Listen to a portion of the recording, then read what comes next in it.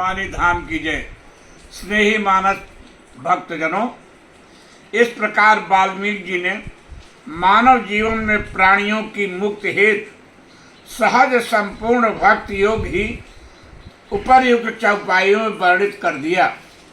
वाल्मीकि जी के बताए गए कार्यों को करते हुए उनके सूत्रों का अनुपालन यदि कोई भी भक्त करे तो निश्चित रूप से श्री राम स्वतः उसके हृदय में निवास करने लगेंगे और उसे सहज ही राघव की कृपा प्राप्त हो जाएगी। सबसे बड़ी बात तो यह है कि वाल्मीकि जी ने एक भी ऐसा साधन नहीं बताया जो असंभव एवं सहज ही अनुकरणीय न हो, परंतु व्याप रहो संसार में माया कटक प्रचंड।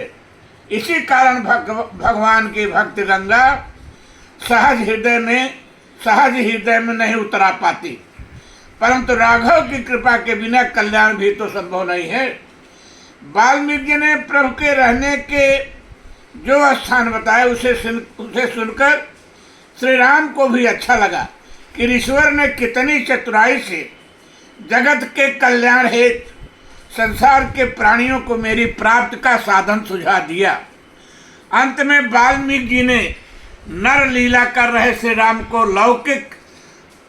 राम के लौकिक निवास का स्थान भी बताया और कहा, कह मुनि सुनहु भान कुल नायक, आश्रम कहूँ समय सुखदायक, चित्रकूट गिरि करहु निवासो, तहाँ तुम्हारा सब भांति सुपासु।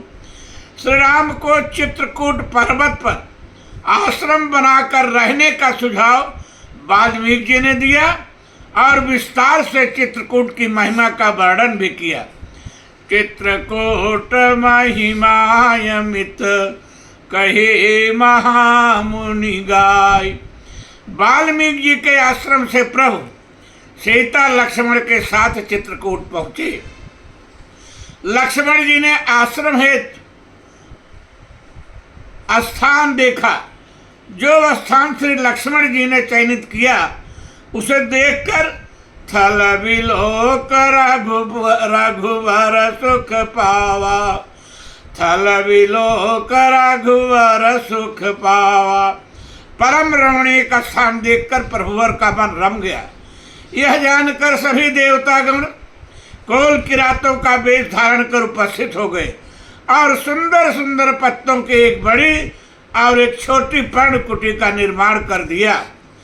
रम्यो राम मन देवन जाना, चले सहित सुरथ पति प्रधाना, कोल किरात वेश सब आए, रचे परन तृण सदन सुहाई, बरन न जाहि मंजु दुई साला, एक ललित लघु एक विशाला, बरन न जाहि मंजु दुई साला, एक ललित लघु एक विशाला। इस प्रकार प्रभु चित्रकूट में लक्ष्मण व जानकी जी के साथ निवास करने लगे।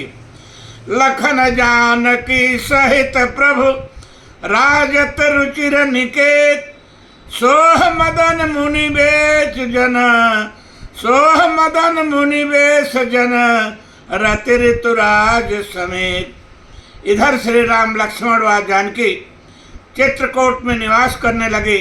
उधर यमुना के तट से वापस हुआ निषाद राजगुरु लौटा तो सुमंत्र की स्थिति देखकर दंग रह गया। सुमंत्र जी कैसे किस दशा में अयोध्या पहुँचे इसका वर्णन आपको आगे देखने और सुनने का मिलेगा। बस अब यहीं पर कथा विराम लेगी। आप सभी स्नेही भक्तों को बहुत बहुत